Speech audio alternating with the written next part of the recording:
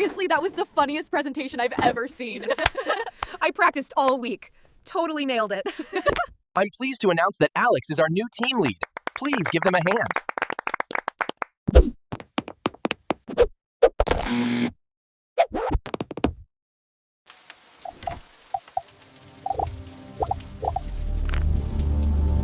There's tough one-on-one. And then there's tough one-on-one with someone who used to be your friend or peer at work. If this feels 10 times more awkward than a normal performance chat, that makes sense. A few months ago, you and Sam were peers, joking in the break room, complaining about leadership together.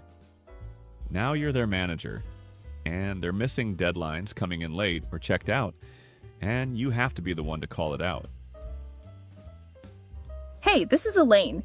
Your brain is trying to hold two things at once. We used to be equals, and now I'm responsible for their performance. You don't want to be the power-tripping friend. You also don't want to let the whole team carry the weight because you're avoiding a hard talk. In this flight school episode, we'll give you a quick pre-flight check and a simple way to open the conversation so you can be honest and respectful of the history between you. Before you walk in, let's do a quick pre-flight check. The goal here isn't to script the whole conversation, it's just to get your head out of guilty friend mode and into fair manager mode. Step 1. Separate the role from the relationship. First, separate the role from the relationship. Say to yourself, as a friend, I care about them. As a manager, I'm responsible for the team. Both can be true. You're not betraying them by doing your job. Second, write down 3 facts about what's not working. And then ask, if this were anyone else on the team, would I still need to say something? That fairness check stops you from going too soft just because of history.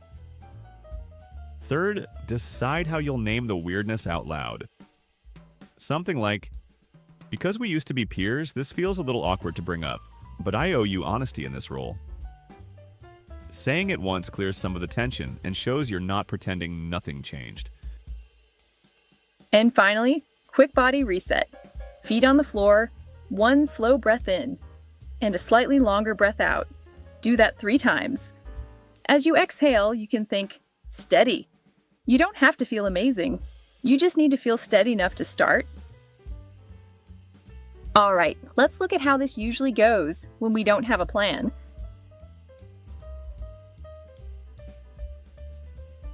Okay, here's how this usually crashes. Hey, thanks for meeting. So, things have been a little off lately. I mean, I know there's been a lot going on and this isn't really your fault, but people are starting to notice. Maybe just try to be a bit more on it. You're half apologizing for even bringing it up. You're vague and you're basically saying, it's not really your fault, but change anyway. Sam leaves thinking, okay, so I'm fine, I guess. And you leave thinking, cool, nothing is actually going to change. Let's rewind and try that again. This time, actually naming the weirdness and being clear about what needs to change. First, Alex just says the awkward thing out loud and sets the goal. Hey Sam, because we used to be peers, this feels a little awkward to bring up, but I owe you honesty now that I'm in this role. My goal here is to be really clear about what's not working and what needs to change so you can be successful on this team. You've said what you're both feeling, and you frame this as honesty in service of their success, not a betrayal. Next, you go to facts and impact. Over the last 6 weeks, we've had 3 times where the key report was late, 2 stand-ups where you joined more than 10 minutes late, and a few tasks where the rest of the team had to jump in last minute to finish your section. That's meant more stress on them, and it's started to affect how reliable we look as a group. You're naming specific patterns and what they cause, not you've changed or you don't care anymore. Then you finish with expectations and partnership. This conversation is serious, and I'm having it because I believe you can get back to the level I know you're capable of.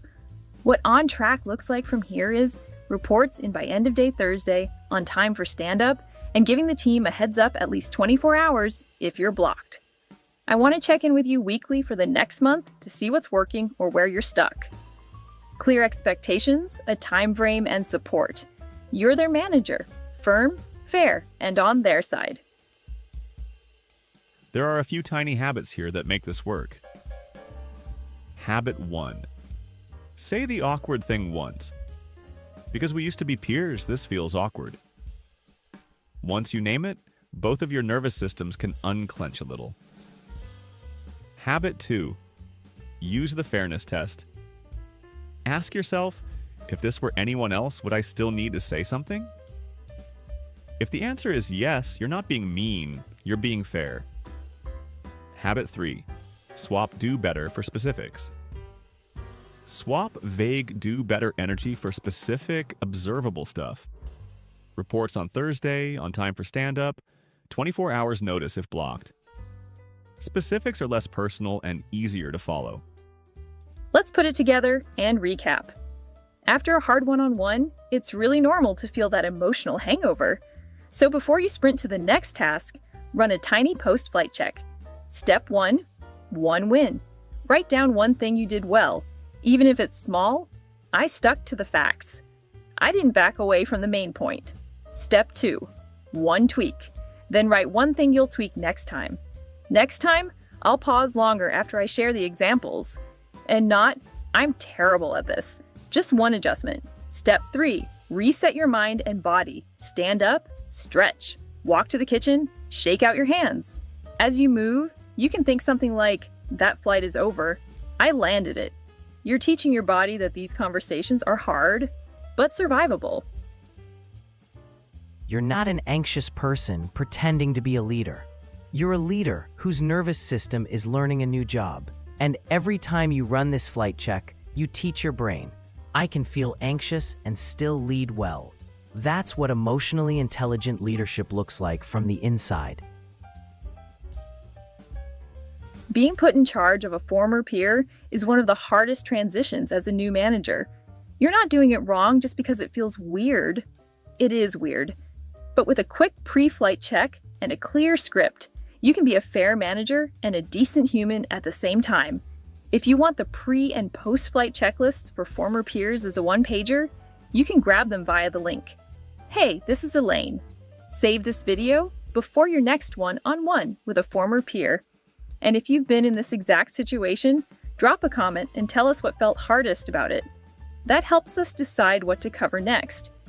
And if you want more EQ Academy Flight School episodes on the messy parts of leadership, hit subscribe so you've got them ready before the next tough conversation lands on your calendar. Till next time, where we plan to talk about building habits that last.